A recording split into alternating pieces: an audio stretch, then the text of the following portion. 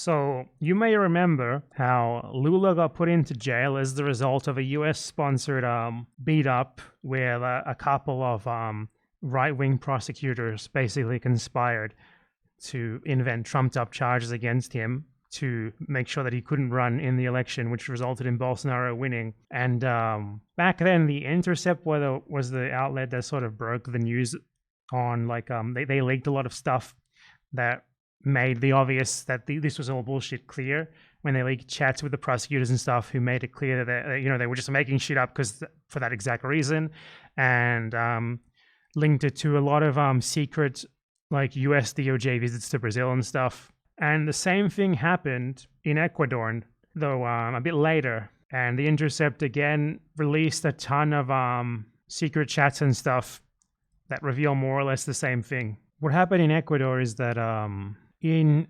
2017, there was an election where Rafael Correa, who was like the pink-tide, like center-left guy, who up until then had been the president, wasn't eligible for re-election because he'd already served 3 terms. And his replacement was this other guy, Lenin Moreno, like the worst Lenin ever, who immediately after being elected turned into, like, a right-wing neoliberal guy who immediately began doing everything to dismantle everything that Correa had done. And also, coincidentally, started like a judicial persecution against Correa. And Correa had to like go to Belgium to hide from this shit because, they wanted to put him in jail. They wanted to basically make sure that his government could never return to power. And that's the way they did it, by making up like bullshit fake corruption cases against them. Same thing that they did against Lula. And so The Intercept revealed chats with the prosecutor. This lady here is the prosecutor who has been doing it. I forget her name, but we'll get to it in a second. So they revealed chats that show that the US involvement in this is even worse than the US involvement in Brazil. Like in Brazil, it was more like they made suggestions and they helped out. But here they were straight up controlling the show. And this started during Obama's presidency and continued during Trump's. So you might remember that last year there was this Ecuadorian he was like I think it was like a 3rd-tier presidential candidate, but what was his name? Fernando Villavicencio. So he was killed last year. Now, leaked private messages purportedly sent by the Ecuadorian Attorney General Diana Salazar reveal why the US was so concerned with that guy's assassination by drug cartels, because he was a US government informant. And like the 3rd or 4th highest tier Ecuadorian presidential candidate was an American government informant. Very interesting, huh? It gets worse. So since being appointed in April 2019, the prosecutor, Diana Salazar, has become one of Washington's strongest allies in the country, with US officials championing her as a crusader against corruption. Sounds fucking familiar, right? They do this everywhere. The State Department presented her with an award. This year, she'll receive another award from the Woodrow Wilson Center. And the USA administrator wrote a glowing profile of her for Time magazine.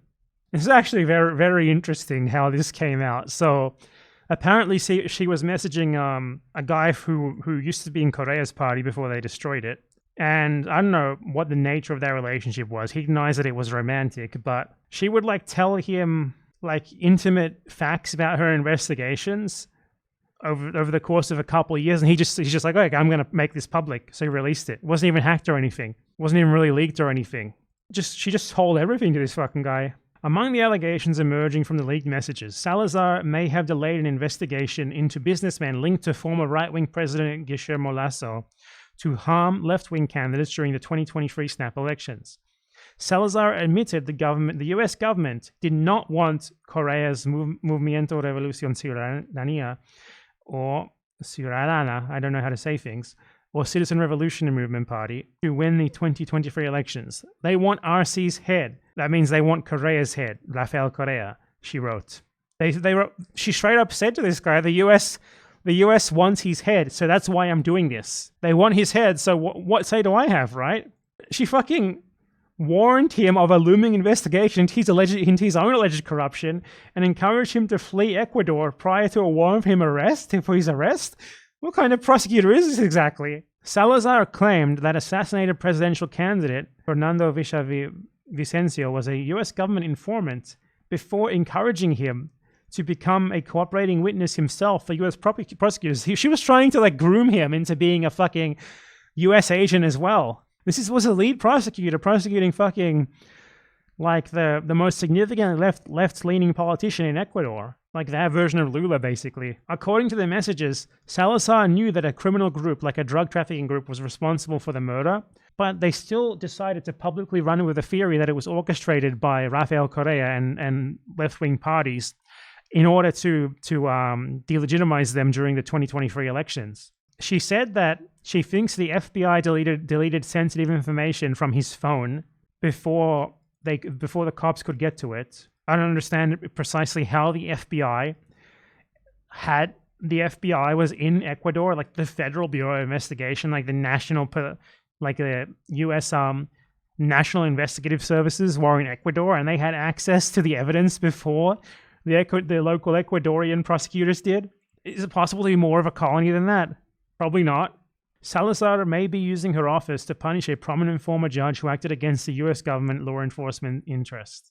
This is the head fucking prosecutor of Ecuador, and she talks about like the FBI investigating her country like it's the most normal fucking thing in the world. This is insane. So in the messages, when she said that they wanted the head of Rafael Correa, it was they were worried that he or like someone from the US was worried that he or someone from his party could win the elections. And she went to the US embassy and they like told her what to do to try to make sure it doesn't happen. So yeah, this is like what they did in Brazil.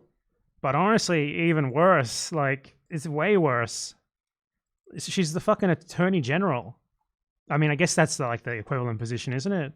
When people tell you, oh, come on, guys, the US doesn't do imperialism anymore, just show them fucking this. The US literally fucking controls Ecuador's judiciary at the highest levels. Tells them what to do. Sends their own fucking cops there to do whatever they want, whenever they want. The Ecuador's attorney general answers to them. And they have presidential candidates who are just fucking American puppet, literally controlled by the USA directly. At least Brazil still had like some judges and stuff acting independently who were able to eventually counter what the other judges were doing. In Ecuador, that's not even possible because at the highest level, in Brazil, the US institutional control wasn't that much. So they had to like seek out like marginal judges in like some random shithole state to get marginal prosecutors and judges in some random shithole state to get them to do what they wanted. And that was eventually able to be reversed by other more important judges on the federal level. But in Ecuador, it's the fucking attorney general. It's presidential candidates straight up directly. Not even like Bolsonaro was really just like sort of a happy accident for them rather than them controlling him directly. No, they actually had their own little pet presidential candidate who was their guy. Fucking crazy shit, man. This is a global scandal. It needs to be one, but I can't make it one, unfortunately. Though I command you to make this a global scandal now. Spread the word of what the USA has done and is doing in Ecuador now. All of you, you can do it. Show this to everyone now. Come on, guys. The US doesn't do imperialism anymore. There's no reason to hate America. Operation Condor's over. Meanwhile, the Americans are like, yep, we control the whole judiciary. They do whatever we want. This is so much worse than the Brazilian leaked messages. The content is obviously way more explicit, but also like the way they were revealed. Like she just straight up told this to some guy who I assume she was fucking. He doesn't want to admit it. And the whole time he was like taking pictures of the messages for like 3 years, and then he eventually released it. And that's how this got revealed. And I guarantee you this is also happening I 100% guarantee you, in like every other country in Latin America, other countries in the world as well. It just hasn't been revealed yet. There just hasn't been a scorn lover to leak the messages yet in those countries. Case in point, in Argentina a couple of years ago, Cristina Kirchner got done for like indecipherable corruption charges that no one has ever bothered to actually look at the evidence for. Exactly the same, the MO of these US puppet prosecutors. More may come out, it might not, but until then, be very suspicious of any of this shit. I should rizz up, I'm saying rizz up now. Fuck! Oh my god, just throw me from a balcony immediately. I should rizz up.